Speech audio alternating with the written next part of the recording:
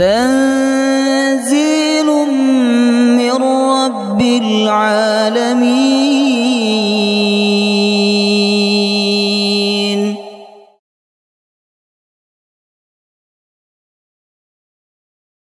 يا أيها الذين آمنوا إذا قيل لكم تفسحوا في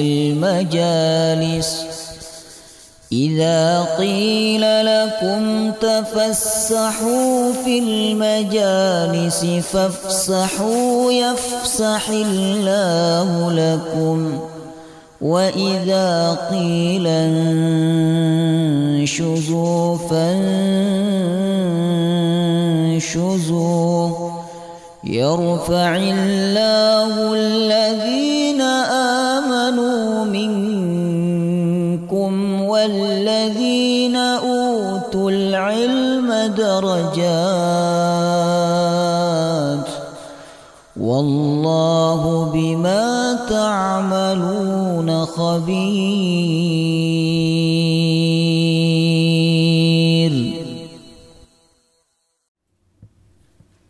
بسم الله الرحمن الرحيم. الحمد لله رب العالمين نحمده ونستعينه ونستغفره ونعوذ بالله من شرور أنفسنا ومن سيئات أعمالنا من يهده الله فلا مضل له ومن يضلل فلا هادي له أشهد أن لا إله إلا الله وحده لا شريك له وأشهد أن محمدا عبده ورسوله لا نبي ولا رسول بعده. اللهم صل وسلم على نبينا محمد وعلى آله وصحبه أجمعين. سبحانك لا علم لنا إلا ما علمتنا إنك أنت العليم الحكيم. اللهم إنا نسألك علما نافعا ورزقا طيبا وعملا متقبلا آمين يا رب العالمين. السلام عليكم ورحمة الله وبركاته. Alhamdulillah, bersyukur kepada Allah, kita dibimbing kembali untuk berkumpul dalam rangka membaca dan memahami kitab suci Al-Quranul Karim. Semoga apa yang kita lakukan ini diterima oleh Allah. Amin ya rabbal alamin. Jemaah sekalian, kita akan lanjut tafsir surah Al-Baqarah. Pekan kemarin sampai ayat berapa? 153.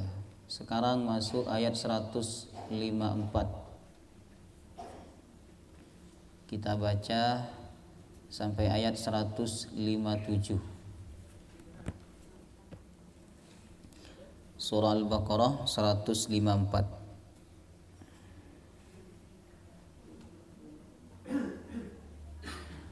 أعوذ بالله من الشيطان الرجيم.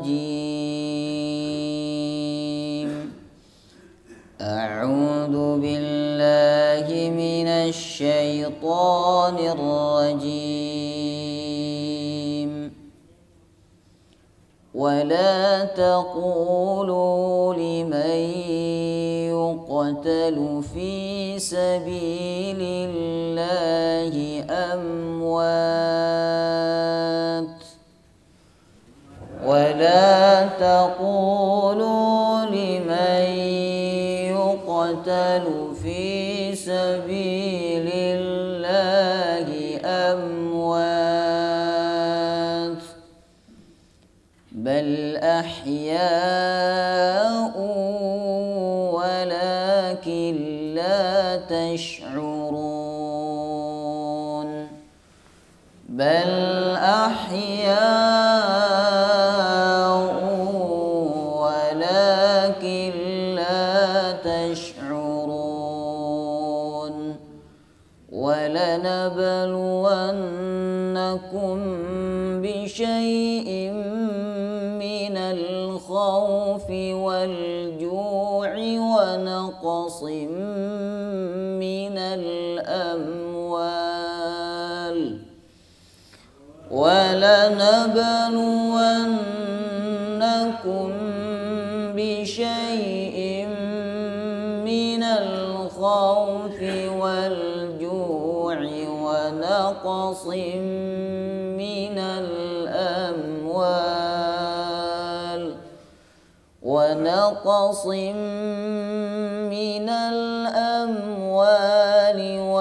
وَالْأَنفُسِ وَالثَّمَرَاتِ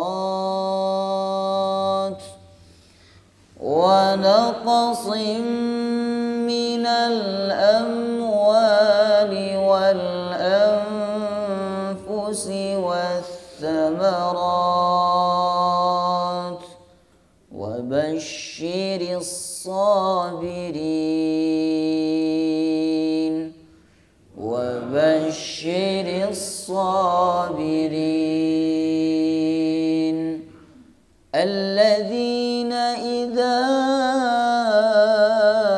أصابتهم مصيبة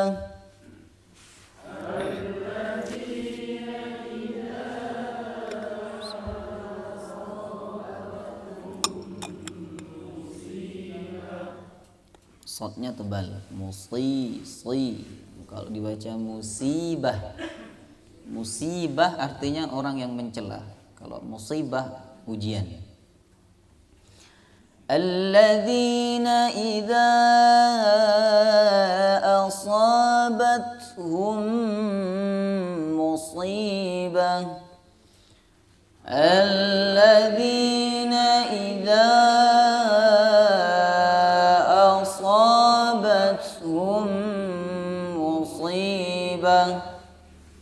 qalu inna lillahi wa inna ilaihi raji'un. Qalu inna lillahi wa inna ilaihi raji'un. Ulaika alaihim salawatun min rabbihim wa rahmah.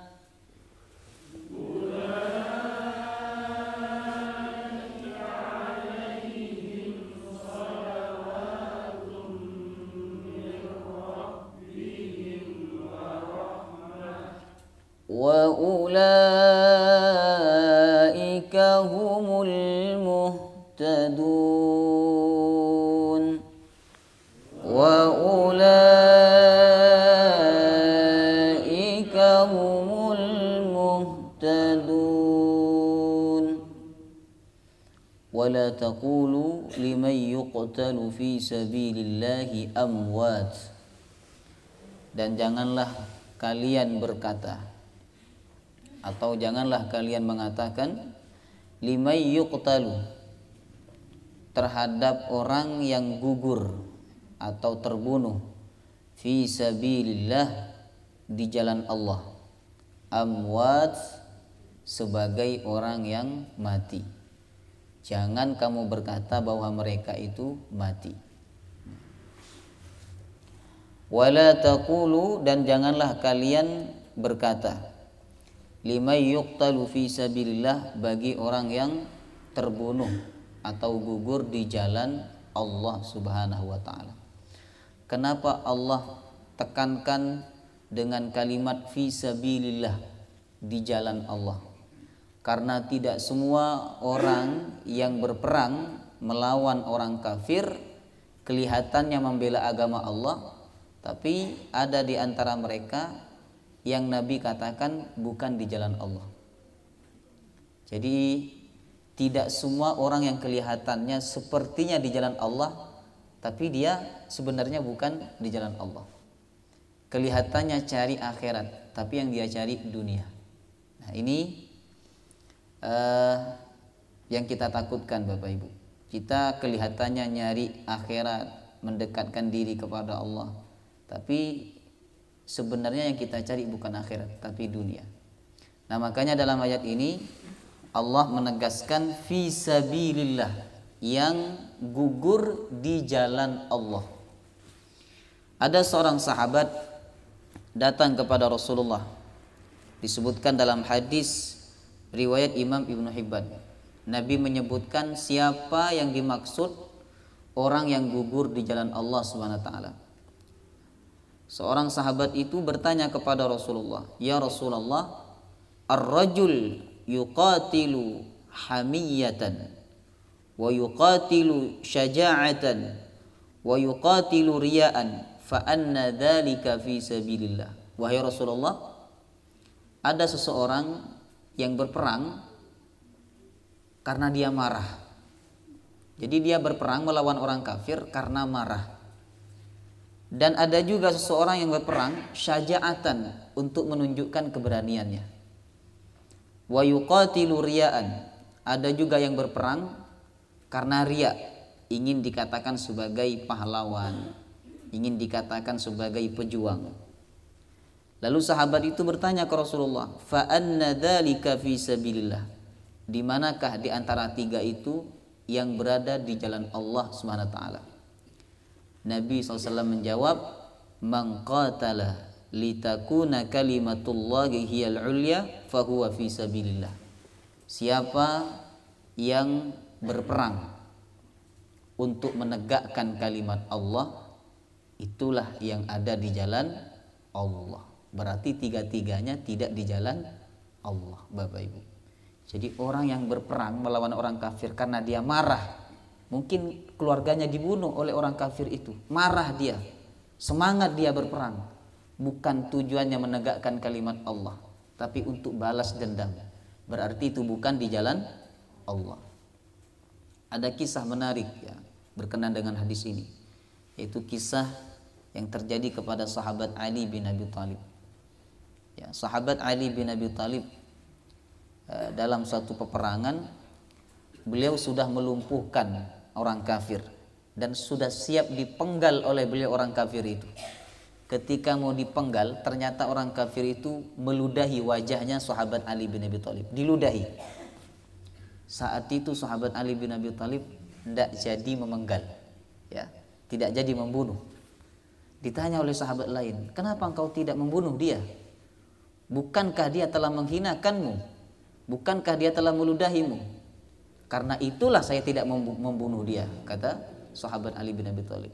Pada awalnya saya niat menegakkan kalimat Allah, tapi ketika dia meludahi saya, niat saya berubah. Saya ingin membunuh dia bukan ingin menegakkan kalimat Allah, tapi karena marah sebab dia telah menghinakan saya, maka saya mengurungkan untuk membunuh dia. Nah, jadi sahabat Ali bin Abi Thalib paham betul bahwa orang yang berperang karena marah, karena ingin menunjukkan keberaniannya, karena riya, itu bukan di jalan Allah Subhanahu wa taala. Yang di jalan Allah adalah mereka yang berperang untuk menegakkan kalimat Allah Subhanahu wa taala. Nah, hadis ini Bapak Ibu menunjukkan bahwa niat yang lurus itu menjadi syarat amal soleh diterima oleh Allah. Amal soleh yang banyak, amal soleh yang indah, tapi tidak disertai dengan niat yang lurus, maka amal soleh itu akan dijadikan oleh Allah haba'an manthura, debu yang berterbangan. Tidak ada kebaikan yang dia dapatkan dari amal soleh itu kelak di akhirat. Nah, maka ulama mengatakan sahihu niyatakum qablal amal. Luruskan niat kalian sebelum beramal. Nah, luruskan, usahakan niat itu karena Allah Subhanahu wa taala, bukan karena ingin dikatakan sebagai orang soleh. Kan kita sudah mempelajari hadis ya, bahwa di hadis riwayat Imam Muslim, Allah memanggil 3 golongan, semuanya ahli amal soleh. Yang satu ahli baca Quran, yang nomor 2 ahli perang, yang nomor 3 ahli sedekah. Tiga-tiganya masuk neraka. Yang ahli baca Quran ditanya oleh Allah, apa yang kamu lakukan sewaktu hidup di dunia? Dia membanggakan amal baca Qurannya. Lalu dia berkata, ya Allah, aku baca Quran karena mengharapkan ridhamu. Kata Allah, tidak. Kamu baca Quran liyuqala qari, agar kamu dikatakan sebagai orang yang ahli baca Quran, dan kamu sudah mendapatkan gelar itu di dunia, orang sekampung mengatakan kamu qari, ahli baca Quran. Selesai kata Allah. Allah perintahkan malaikat untuk menyeret dia ke dalam neraka. Ahli perang dipanggil lagi oleh Allah Subhanahu wa taala, ahli perang, ya. Allah tanya, "Apa yang sudah kamu lakukan wahai hambaku?" Dia menjawab, "Ya Allah, uqatilu fi sabilik." Aku berperang di jalanmu, membela agamamu. Tidak, kata Allah. Kamu berperang supaya kamu dikatakan sebagai pahlawan, dan orang-orang sudah mengatakan kamu sebagai pahlawan. Kamu sudah dapat balasan itu di dunia. Sekarang selesai, kata Allah, tidak ada lagi balasan untukmu. Maka Allah perintahkan malaikat untuk menyeret dia ke dalam neraka. Nauzubillah min dzalik. Kemudian ahli sedekah, banyak sedekahnya. Mungkin di kampung itu tidak ada orang yang lebih banyak sedekahnya dibandingkan dia. Dipanggil oleh Allah, ditanya, "Apa yang sudah kamu buat selama hidup?" Dia membanggakan amal sedekahnya. Dia berkata, "Tasaddaqtu fi sabilik." Aku bersedekah di jalanmu ya Allah. Tidak, kata Allah. Kamu bersedekah agar kamu dikatakan orang yang ahli sedekah, dan kamu sudah mendapatkan gelar itu di dunia. Lalu Allah memerintahkan malaikat untuk menyeret dia ke dalam api neraka. Ini Bapak Ibu pentingnya niat yang lurus, ya. Pentingnya niat yang lurus dalam beramal. Kalau kita beramal lalu terbesit niat ingin dipandang oleh orang, ingin diperhatikan oleh orang, ingin dinilai oleh orang sebagai orang soleh, lus dada, ya, usap dada, istighfar, astagfirullah, astagfirullah, astagfirullah, ya. Nah, maka orang yang berperang di jalan Allah itu adalah mereka yang menegakkan kalimat Allah Subhanahu wa taala. Ya. Itulah mereka yang sedang berada di jalan Allah. Allah mengatakan dalam ayat ini, "Wala taqulu liman yuqtalu fi sabilillahi amwat."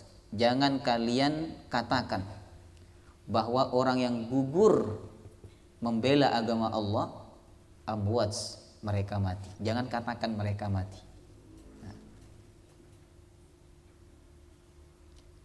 Bal ahya'un, justru mereka hidup. Ada ayat yang hampir sama dengan ayat ini, yaitu di surah Ali Imran ayat 169. Ali Imran 169. Jadi orang yang berperang di jalan Allah, membela agama Allah, jangan katakan mati, tapi katakan apa? Syahid. Nah, matinya mati syahid. Jangan katakan mati saja. Oh, mereka sudah mati. Tidak cukup dengan kata mati itu saja, Bapak Ibu, ya. Tambah syahid. Kalau perlu kata matinya dihilangkan supaya kita dapat mengamalkan ayat ini. Jangan katakan mereka mati, tapi katakan syahid, ya. Allah berfirman di surah Ali Imran ayat 169, "Wala tahsabanna alladhina qutilu fi sabilillahi amwata." Jangan kalian mengira bahwa mereka yang telah gugur di jalan Allah amwata, mati. Bal ahya'un 'inda rabbihim. Tetapi mereka itu hidup. Di mana mereka hidup? 'Inda rabbihim, di sisi Allah Subhanahu wa taala. Yurzakun, dan mereka diberikan rizki, ya. Kenapa mereka dikatakan hidup, Bapak Ibu? Karena mereka merasakan kenikmatan. Jadi setelah mereka merasakan perihnya kematian di peperangan, lalu Allah Subhanahu wa taala membuat mereka merasakan kenikmatan, kelezatan, kemuliaan di sisi Allah Subhanahu wa taala. Kan orang hidup itu ketika dia merasakan sesuatu, betul enggak? Jadi panjenengan ini, kita semua dikatakan hidup karena masih punya perasaan. Orang kalau hidup tapi tidak ada perasaan, tidak merasa apa-apa, berarti dia mati, hadirin. Ya.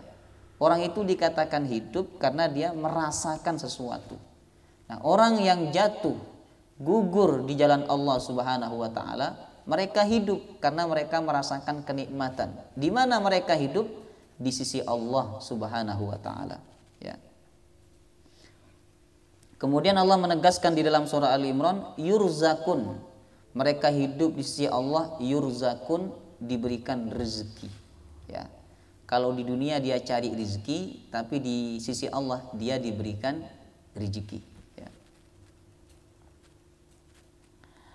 Kemudian Allah berfirman, walakin la tash'urun, akan tetapi kalian tidak menyadari bahwa mereka itu hidup. Ya. Sebab hidupnya mereka dengan hidup kita beda alam. Kalau mereka hidup di sisi Allah Subhanahu wa taala, sedangkan kita hidup di alam dunia. Sehingga kita mungkin kita sadar, kita tahu mereka sudah mati, sudah dimakan oleh tanah, ya. Tapi sebenarnya mereka hidup di sisi Allah Subhanahu wa taala, diberikan rezeki, kenikmatan dan kemuliaan oleh Allah Subhanahu wa taala. Nah, ini sebagaimana yang disebutkan dalam hadis yang sahih, kisah ayahnya Jabir, namanya Abdullah bin Haram. Abdullah bin Haram merupakan orang yang pertama gugur dalam peperangan Uhud, ya. Perang Uhud itu perang kedua dalam Islam, ya. Perang pertama perang Badar, yang kedua perang Uhud, ya. Ada sekitar 70 kaum muslimin yang gugur di peperangan Uhud, ya. Di antara yang gugur adalah Abdullah bin Haram. Ketika Abdullah bin Haram gugur di peperangan Uhud, ya, anaknya yang bernama Jabir. Karena Abdullah bin Haram ini Bapak Ibu usianya sudah sepuh. Waktu dia minta izin kepada Nabi untuk ikut perang, ya, sebenarnya Nabi berat mengizinkan. Dan saat itu Jabir bin Abdullah, anaknya, minta kepada Nabi untuk tidak diizinkan. Ya Rasulullah, jangan izinkan ya kalau ayahku ingin ikut perang. Nah, tapi waktu itu Abdullah bin Haram berkata kepada Nabi SAW, wahai Rasulullah, yang punya nyawa itu saya, bukan anak saya Jabir. Maka engkau jangan bergantung kepada anak saya. Maka Nabi SAW mengizinkan sahabat Abdullah bin Haram untuk ikut perangnya. Semangatnya orang-orang dulu untuk jihad itu luar biasa. Ada anak usia belasan tahun sudah ikut jihad. Orang sepuh, orang yang sudah tua ikut jihad. Tujuan mereka, apa tujuan mereka itu? Tujuannya menegakkan kalimat Allah, dan pada akhirnya mereka ingin mati di peperangan, mati syahid. Sehingga mereka mendapatkan kehidupan yang mulia di sisi Allah Subhanahu wa taala.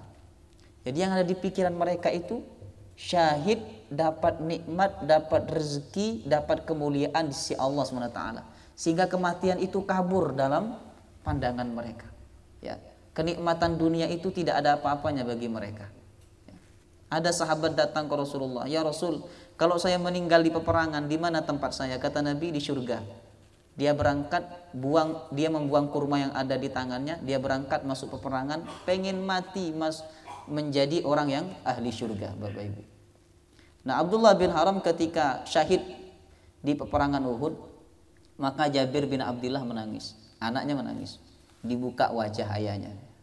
Karena orang yang sudah meninggal dunia itu sunnah ditutup wajah, seluruh badannya sunnah ditutup, ya, tidak boleh dibuka sebagian atau kepalanya, wajahnya dibuka supaya kelihatan oleh orang yang hadir, itu tidak boleh, makruh hukumnya. Sunnah ditutup dengan kain yang gelap, yang tertutup, bukan kain yang tipis atau yang transparan, ya. Ditutup seluruh anggota badannya termasuk mukanya. Kalau ada orang melihat, boleh dibuka wajahnya, dicium keningnya boleh, ya. Nah, saat itu Jabir bin Abdullah membuka penutup yang ada di wajah ayahnya. Kemudian dia menangis. Kata sahabat yang lain, Jabir jangan menangis, tidak boleh menangis, kata mereka. Tapi saat itu Nabi diam, tidak menegur sahabat Jabir bin Abdullah. Ini menunjukkan bahwa menangis karena rahmat, karena cinta itu boleh saja Bapak Ibu. Yang tidak boleh itu apa?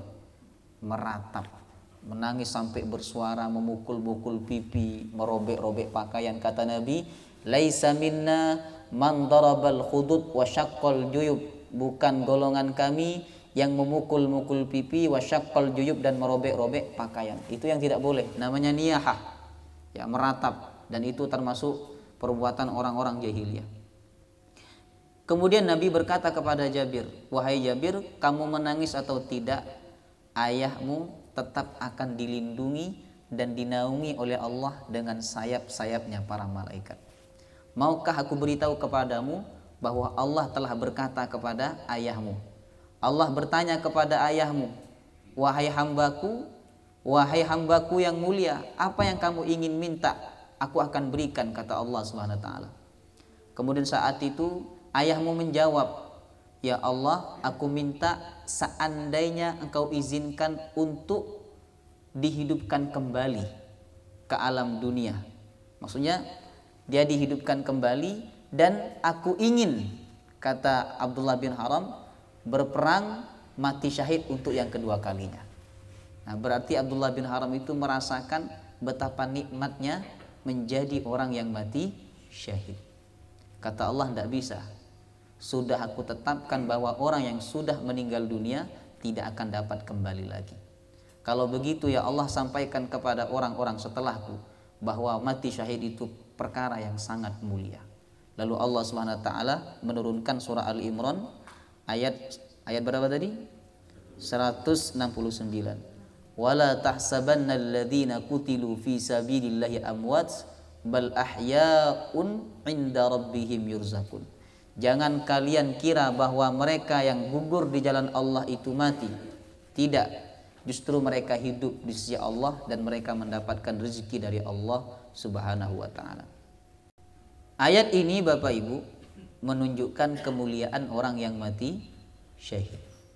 Pengen enggak panjenengan mati syahid? Hah? Hah?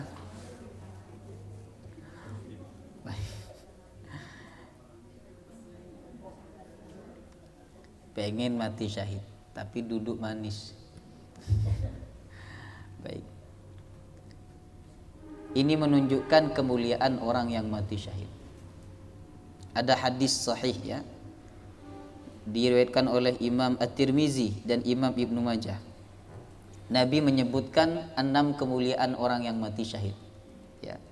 Inilah yang membuat para sahabat menggebu-gebu untuk menjadi orang yang mati syahid. Ya.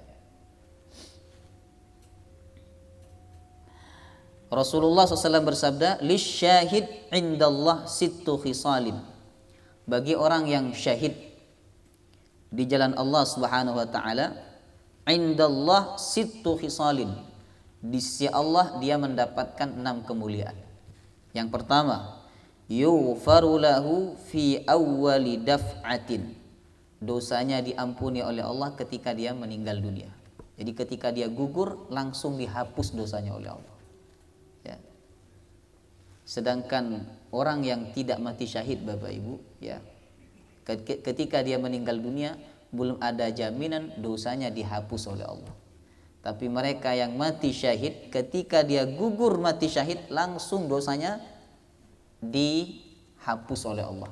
Ya. Jadi dia dianggap tidak membawa dosa sama sekali. Kemudian yang kedua, wa yara maq'adahu minal jannah. Dia melihat tempat duduknya di surga. Jadi ketika dia mati syahid itu, menjelang dia mati syahid Bapak Ibu, Allah Subhanahu wa taala tampakkan kepada dia tempat duduknya di surga. Kemudian yang ketiga, wa yujaru min adzabil qabri. Akan diselamatkan dari azab kubur.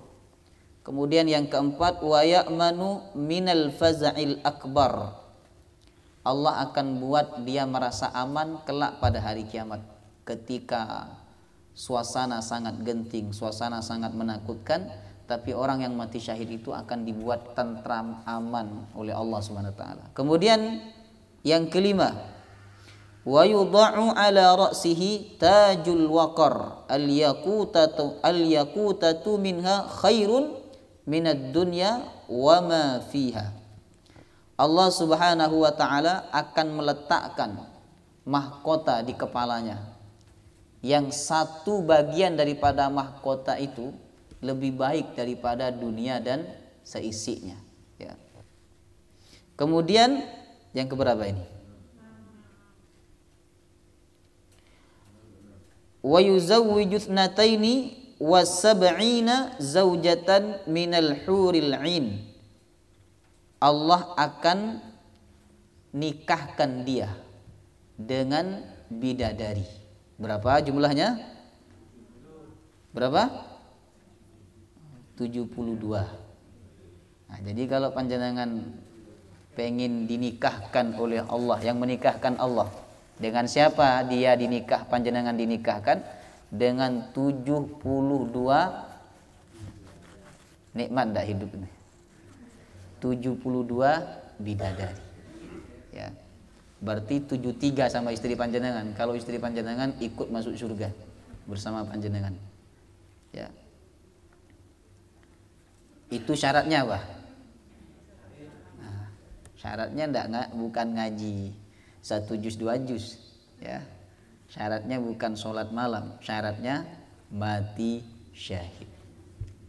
Kemudian dalam riwayat lain Nabi menyebutkan wa yushaffi'u fi sab'ina min aqaribiha. Dia dapat memberikan syafaat kepada 70 kerabatnya atau keluarganya, ya.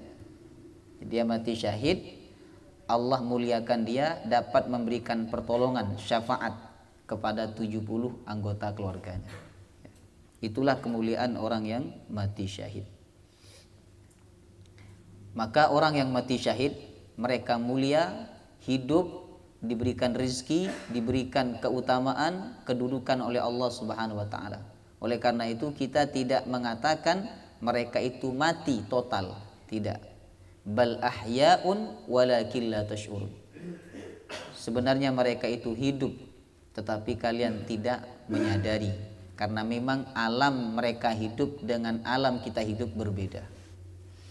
Kemudian Allah berfirman, walanabluwannakum bisyai'in minal khaufi wal ju'i wa naqsim minal amwali wal anfusi wath thamarat wa basyiris sabirin. Dan sungguh kami pasti, jadi ada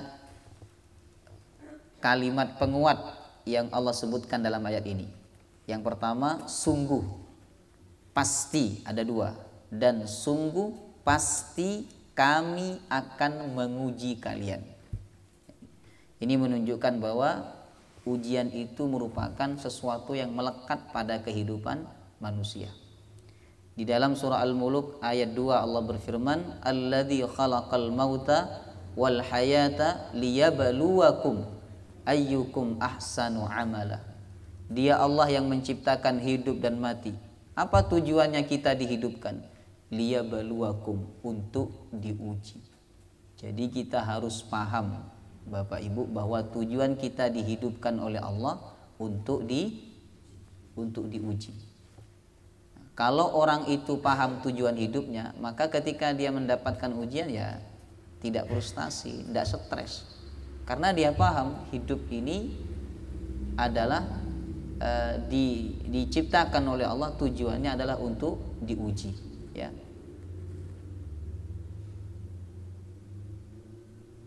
Setiap manusia pasti diuji oleh Allah, mau yang beriman maupun yang tidak beriman. Hanya saja bagi orang yang tidak beriman itu segala kesulitan hidup bagi dia adalah azab.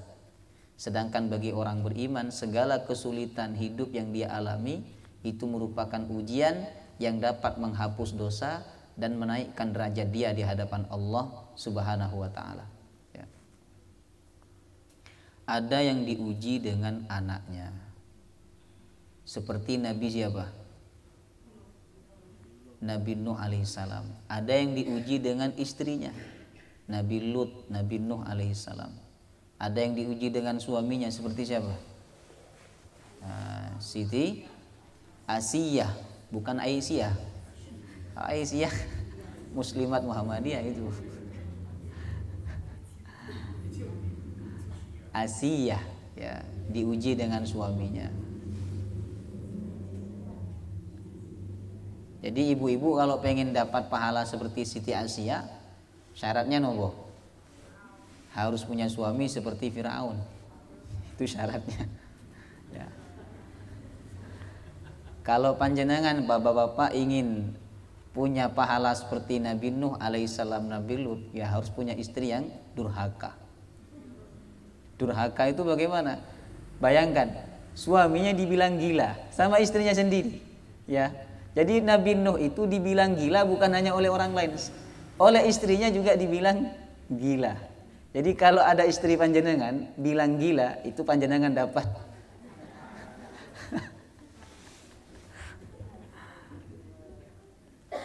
Ada orang yang diuji dengan tetangganya. Anaknya bagus, ya, ekonominya bagus, keluarganya bagus, tapi tetangganya tidak bagus. Keluar rumah dia tidak enak hati karena ucapan tetangganya tidak baik, ya. Ada yang diuji dengan temannya. Jadi semua manusia itu punya ujian masing-masing, ya. Tidak ada manusia dalam hidup ini yang tidak diuji oleh Allah Subhanahu wa taala, ya. Dan ujian yang paling berat itu sebenarnya Bapak Ibu bukan ujian yang tidak menyenangkan hati, tapi ujian yang menyenangkan hati, ya. Harta, anak, kedudukan, itu ujian yang menyenangkan hati. Dan kadang ujian itu yang tidak lulus manusia melewatinya, ya. Sehingga mereka terlena dalam hartanya, terlena dalam kedudukannya, lupa untuk mengingat Allah Subhanahu wa taala. Allah berfirman dalam ayat ini, "Wala nabluwannakum," dan sungguh kami akan menguji kalian bisyai'in. Syai' itu dalam bahasa Arabnya untuk menunjuk sesuatu yang sedikit. Jadi kalau kita biasanya kan bilang kecil itu pakai apa biasanya? Pakai jadi kelingking kan. Kecil itu. Nah, hafalan 10 juz kecil itu. Nah, bahasa Arabnya kalau di bahasa Arab kan itu namanya syai'. Syai' itu sesuatu yang kecil. Kata Allah, kami pasti menguji kalian bisyai'in, dengan sedikit. Ini menunjukkan bahwa ujian dengan nikmat itu jauh lebih banyak nikmat, ya. Jadi kalau kita renungkan dalam sehari ini, ya, dari kehidupan kita sehari semalam, hari ini hari Kamis Bapak Ibu, ya, itu kalau kita pikirkan jauh lebih banyak nikmat dibandingkan ujiannya, ya. Dalam 1 bulan kalau kita hitung-hitung itu jauh lebih banyak nikmat, sesuatu yang menyenangkan hati dibandingkan yang menyusahkan hati. Nah, jadi Allah mengatakan ujian yang diberikan kepada manusia itu syai' sedikit. Lalu Allah Subhanahu wa taala menyebutkan bentuk ujiannya. Yang pertama, minal khaufi. Allah akan uji manusia itu dengan rasa takut. Ya, takut kepada musuh. Ya, sebagaimana yang dialami oleh para sahabat ketika mau perang Badar, ada perasaan takut dalam hati mereka dan itu hal yang wajar, manusiawi, ya. Karena musuhnya banyak, senjatanya juga maksimal. Sedangkan mereka kaum muslimin jumlahnya tidak sebanyak orang-orang kafir. Ada perasaan takut. Takut anaknya tidak lulus. Takut nanti anaknya tidak diterima di perguruan tinggi yang bagus. Takut. Nah, itu ujian dari Allah. Kalau panjenengan sabar dengan rasa takut itu, maka Allah akan mengangkat derajat panjenengan dan Allah akan menghapus dosa-dosa panjenengan. Kemudian yang kedua, Allah uji manusia itu kadang diuji dengan al-ju'. Apa artinya al-ju'? Lapar. Ya, Allah uji dengan lapar. Ini banyak macamnya Bapak Ibu. Ya, ada makanan tapi tidak ada uang. Dia tidak bisa makan. Ya, makanan ada terjual banyak di warung-warung, tapi dia tidak ada uang, sehingga dia lapar. Itu juga ujian dari Allah Subhanahu Wa Taala. Ya, kemudian ada juga, ya, uangnya ada tapi makanan tidak ada yang mau dibeli, ya. Yang ketiga, makanan ada, uang ada.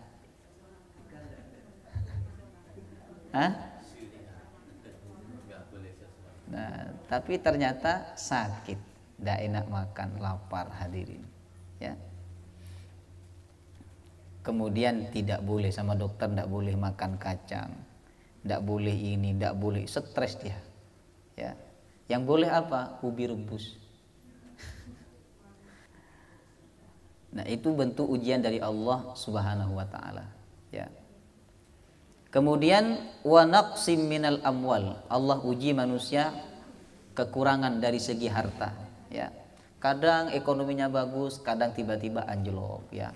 Untuk bayar sekolah anak kurang, ya. Untuk kehidupan sehari-hari kurang, akhirnya pinjam. Tapi dia sabar dengan kondisi itu. Maka kesabaran dia itu mengantarkan dia mulia di hadapan Allah Subhanahu wa taala. Wal anfus, Allah buat kurang dari segi jiwanya, ya. Allah buat sakit, Allah buat lemah, ya. Allah membuat berkurang dari fisiknya. Nah, itu juga ujian dari Allah. Wat thamarat, dan Allah buat kurang dari segi thamarat, buah-buahan. Nah, usaha, ya. Allah buat usahanya tidak lancar, kurang bagus usahanya. Itu juga ujian dari Allah. Kalau sabar maka akan menjadi sebab kemuliaan. Kemudian Allah mengatakan di ujung ayat 155. Ini yang menarik Bapak Ibu. Kata Allah, wa basyiris sabirin. Sampaikan kabar gembira kepada orang yang sabar. Jadi mereka yang dapat kabar gembira itu bukan orang kaya, bukan orang yang tinggi kedudukannya, bukan. Yang dapat kabar gembira dari Allah siapa? Siapa? Orang yang sabar. Pertanyaannya, apa kabar gembira bagi orang yang sabar itu? Hah? Apa kabar gembiranya? Kalau kita merujuk kepada surah Az-Zumar Bapak Ibu, ayat 10, kabar gembira bagi orang-orang sabar itu adalah mereka mendapatkan pahala yang tidak terbatas, unlimited. Allah berfirman, innama yuwaffas sabiruna ajrahum bighairi hisab. Allah sempurnakan pahala orang-orang yang sabar bighairi hisab, tanpa batas, unlimited, dapat pahala terus selama dia sabar. Ini kabar gembiranya, ya. Kalau panjenengan dapat uang terus menerus, setiap hari dapat uang 10 juta, 10 juta, setiap hari 10 juta, gimana perasaan panjenengan? Hah? Gembira enggak? Senang enggak? Nah, bingung bagaimana cara menghabiskan uangnya.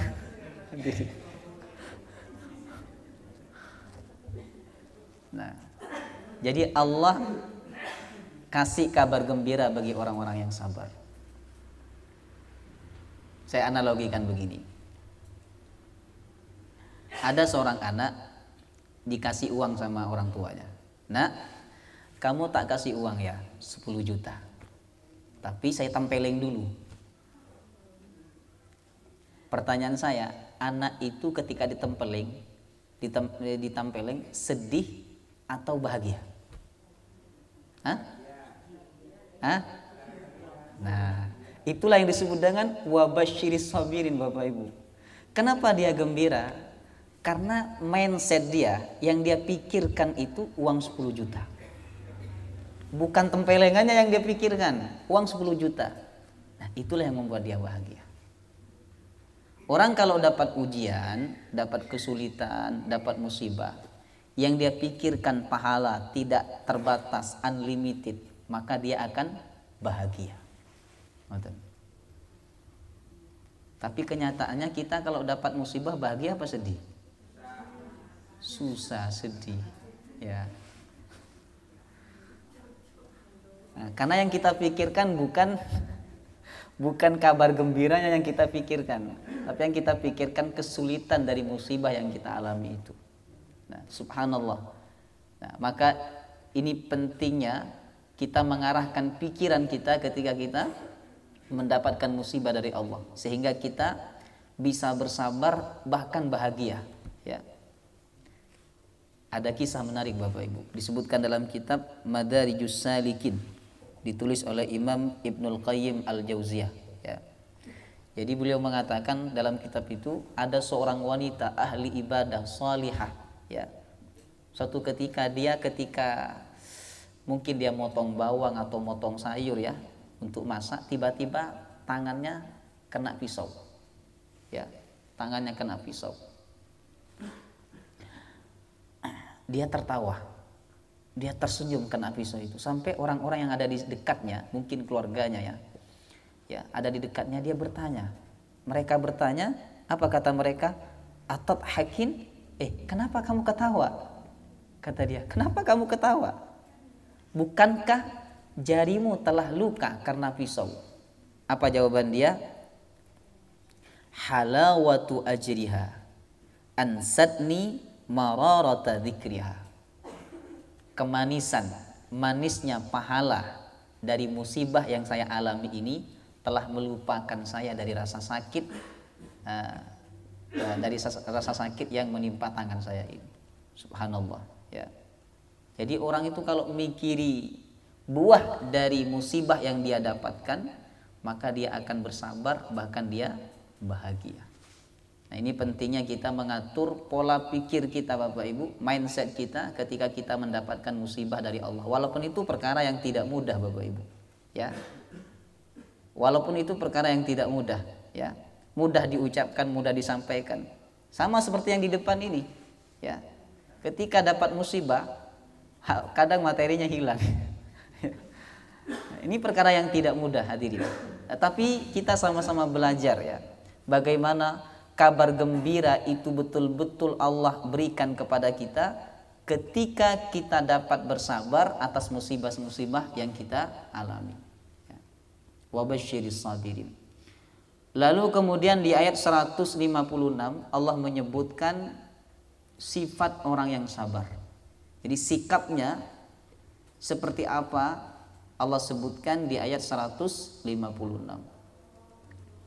Insyaallah kita akan bahas di pertemuan yang akan datang. Wallahu taala a'lam. Subhanakallahumma wa bihamdika asyhadu an la ilaha illa anta astaghfiruka wa atubu ilaik. Assalamualaikum warahmatullahi wabarakatuh.